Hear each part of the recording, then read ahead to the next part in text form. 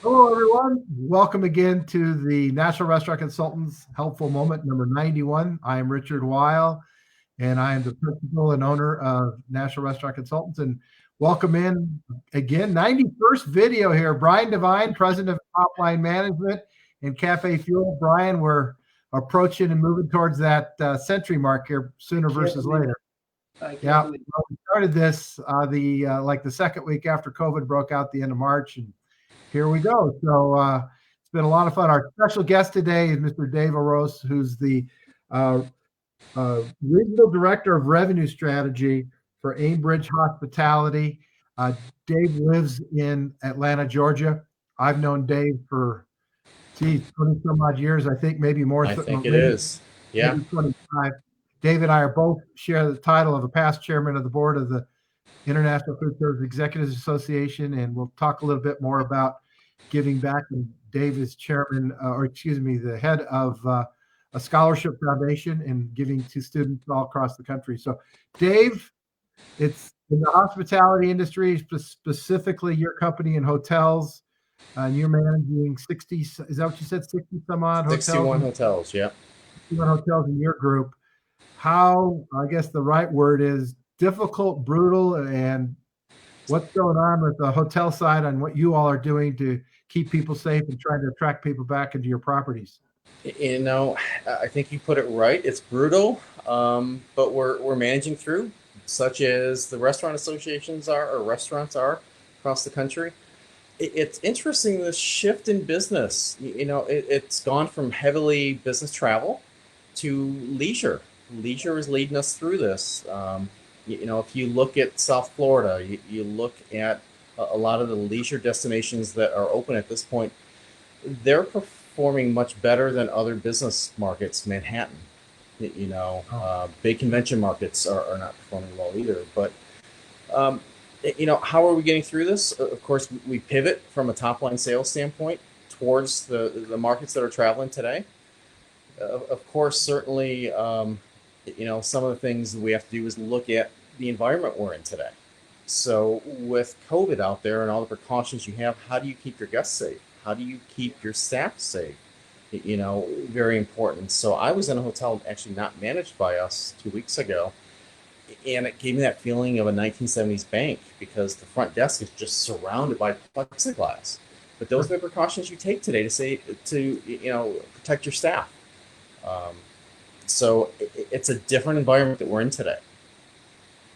What are the sales teams doing in terms of trying to attract guests, like you said, the leisure travel, in coordination to make sure we're just not giving away in terms of promotions, et cetera?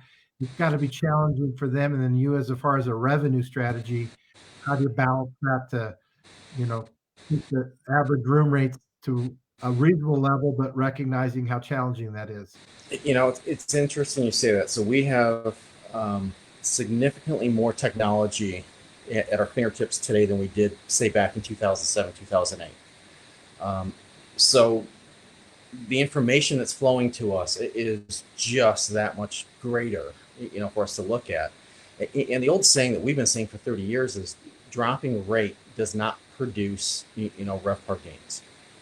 So, you look at the different business segments and you decide how best you market to that business segment.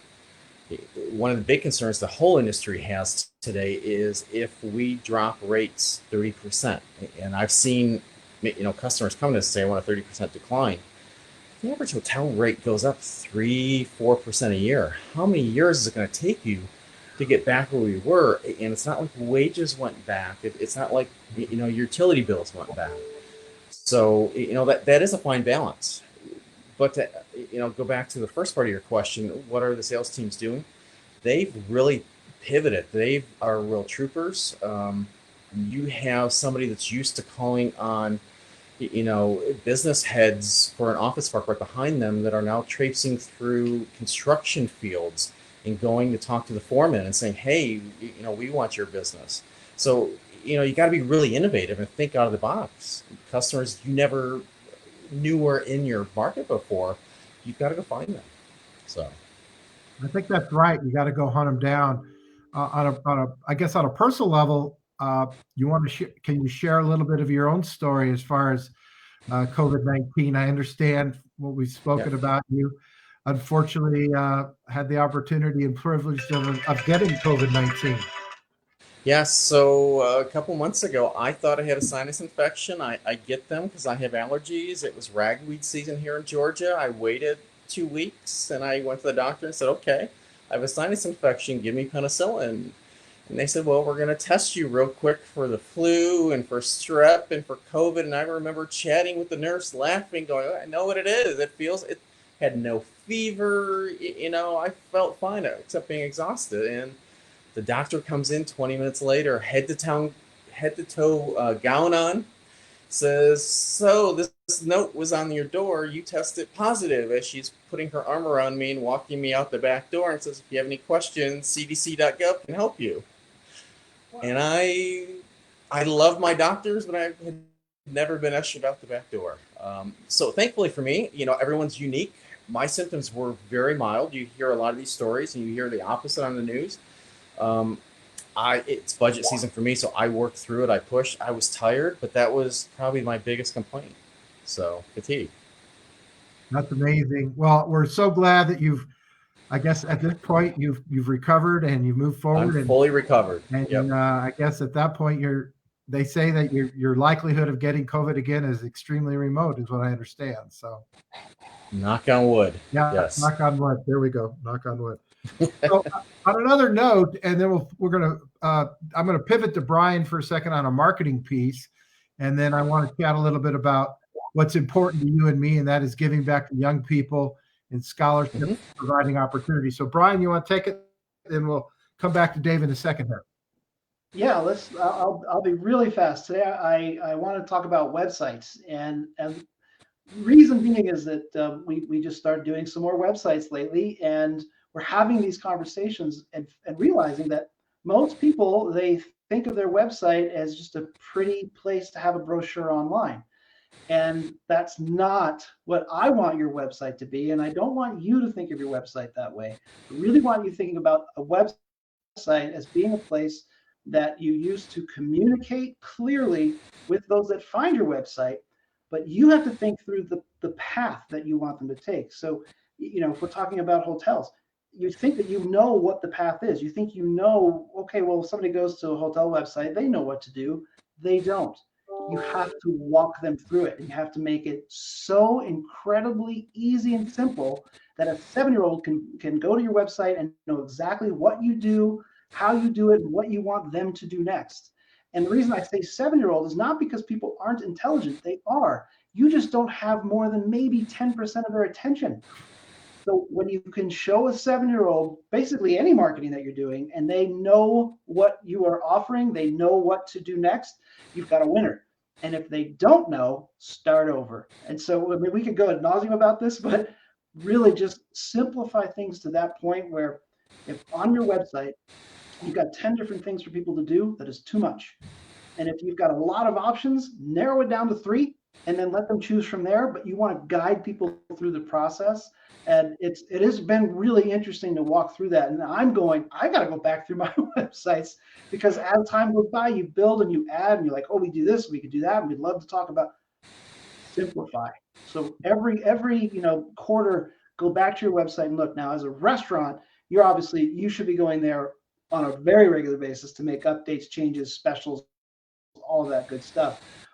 But make sure that you are thinking through what the average person is looking for and what it is that you want them to do when they come to your website. So I just wanted to hit that really fast today.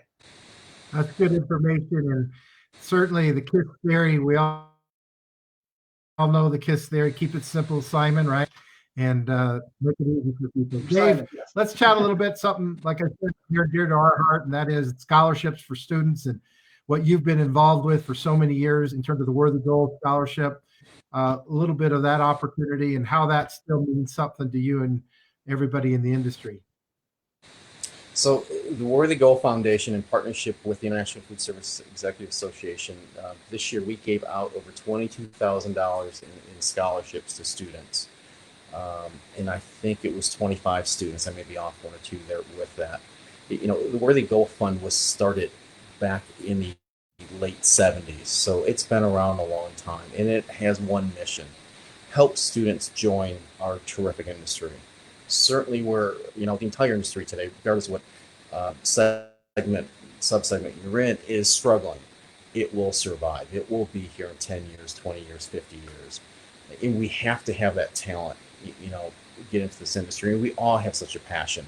So that really is our only purpose in life and existence, is to help these students join this terrific industry. And we've had the great fortune since the founding, to work with IFSCA, to select worthy students of this, or of the scholarship. And it's a great program. We have some great trustees on it. And then our scholarship chair is a retired professor from the University of Maryland Eastern Shore. And what's great about it is, Dave, you and I have been around IFSCA for a lot of years. We were definitely the younger people then, but we're bringing the younger students involved, attracting and retaining quality staff, quality people is what the Worthy Goal is all about, and giving back, making sure that we fill that pipeline today, because you're right, we are going to survive this. We will. Yep. So that's really our helpful moment for today, Brian and Dave. Is there anybody have anything else to add, or are we good to go? I think we're good. All right, Dave, thank you so much. Keep feeling great. Tell our friends in Atlanta hello, and that's it for now. So long for now, everybody. Bye.